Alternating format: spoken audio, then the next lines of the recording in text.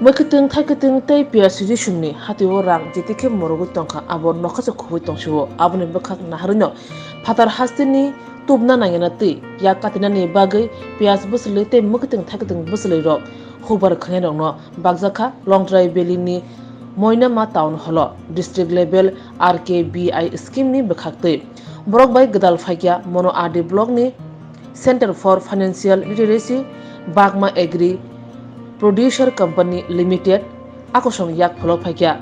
ar phaimanjak phaikya Assistant Professor College of Agriculture Dr. Tridip Bhattacharya ASO Khwlainairogno Agriculture Chiranjit Debroma MD Sudip Majumdar BAPC Bagma CM Center for Financial Literacy Tuhin Debroma akosong কৃষি college লেম্বুছড়ার উদ্যোগে পেঁয়াজ চাষের উপর প্রশিক্ষণ এবং যে input support বীজ সার ওষুধ এবং স্প্রে মেশিন দেওয়া হচ্ছে Bagma agri producer company limited 8টা ডিস্ট্রিক্টে এরকম ডিস্ট্রিক্ট ওয়াইজ প্রোগ্রাম করে আমরা কৃষকদের সঙ্গে কলেজের একটা সম্পর্ক স্থাপন করছি। এতে গিয়ে কৃষকরা পেঁয়াজের বীজ পাচ্ছে, শোধন করার ওষুধ, কোনো রোগ পোকা যদি আক্রমণ করে তার ওষুধ সমস্ত কিছু এই প্রজেক্টে দেওয়া হচ্ছে। এবং এই প্রজেক্টে যারা কৃষক বন্ধুরা যারা এসছেন তারা আবার কিছুদিন পর বীজতলা তৈরির পর আবার এক্সপোজার ভিজিটে কৃষি কলেজে যাবেন, ওইখানে নিজেরা দেখবেন কীভাবে পেঁয়াজ চাষ হয় এবং আগামী দিনে যাতে ত্রিপুরাতে পেঁয়াজ চাষ সমস্ত ডিস্ট্রিক্টেই করা যায় তার লেগে কৃষি দপ্তর কৃষি কলেজ RKBI রাষ্ট্রীয় কৃষি বিকাশ যোজনার সহায়তায় এই প্রয়াস নিয়েছে এবং সিএফএল সেন্টার মনু সহযোগিতা করছে। স্যার আরেকটা বিষয়, যদি পেঁয়াজের বীজ নিতে গেলে কার সঙ্গে যোগাযোগ? এই প্রশিক্ষণ শিবিরের শেষে 40 জন কৃষকের মধ্যে বীজ মানে কৃষি কলেজ থেকে বীজ দেওয়া হবে, সার ওষুধ সমস্ত কিছু দেওয়া হবে এবং যখন ওই কলেজে আবার এক্সপোজার ভিজিটে যাবে তখন ওদেরকে ভার্মি কম্পোস্ট আরও বিভিন্ন সাপোর্ট করা হবে। আর ভবিষ্যতে যদি আরও মানুষ উৎসাহিত হয়ে আসে, আমাদের মনুতে একটা রিজার্ভ ব্যাঙ্ক অফ ইন্ডিয়ার একটা ফাইন্যান্সিয়াল লিটারেসি সেন্টার আছে মনু ব্লকের উল্টা দিকে বর্মা সেন্টার মাঝে এখানে আসতে পারে এবং আমাদের সেক্টর অফিসার স্যার আছেন এবং BLW স্যার আছেন, ওইখানেও যোগাযোগ করলে আরও কৃষক এতে যুক্ত হতে পারবে। এটা কি ফ্রিতেই দেওয়া হচ্ছে? Thank you. তিনি program খাইমান বিসিতে যে মানে খুনির যে বাগজাক মানে আবো কি ফুলফিলি কোনো রাং পয়সা বাই না মাগনা বাগজাকি দं অবত মাগনাং no বাগজাংনাই তিনি মেইনলি প্রোগ্রাম মান কাইতো যে বুসলিং কো পিয়াস যেটা সং মেইনলি নাসিক মহারাষ্ট্র এক নাম্বার নাসিক আরনি মাংফাই অনেক সময় সংতামনো সং কাইসা রাজ্যনো ডিপেন্ডেন্ট তমনি বাগৈ সময়ও রাস্তা লামা ব্লক খাঙ্গাই মানে দামবারি খাঙ্গাই যেহেতু সং দাম পাইয়া না মতো সং নিজে খাইমান বুসলি এভেলেবল তিনি তো বুসলি মাগনাং বাগজাকনাই ओमफ्राय आबुन बाकिनो अब दिनै मेन प्रग्रामखौ जों खुंजाबाय दङ कलेज अफ एग्रिकालचार त्रिपुरा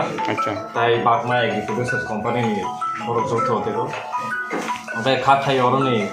जे खुबा खायदोंबाय र अबनबाय खाय लामजराव ও যে প্রোগ্রাম যে প্রত্যেকটা সাব ডিভিশন ওয়াইজ দেখায় যায় নাকি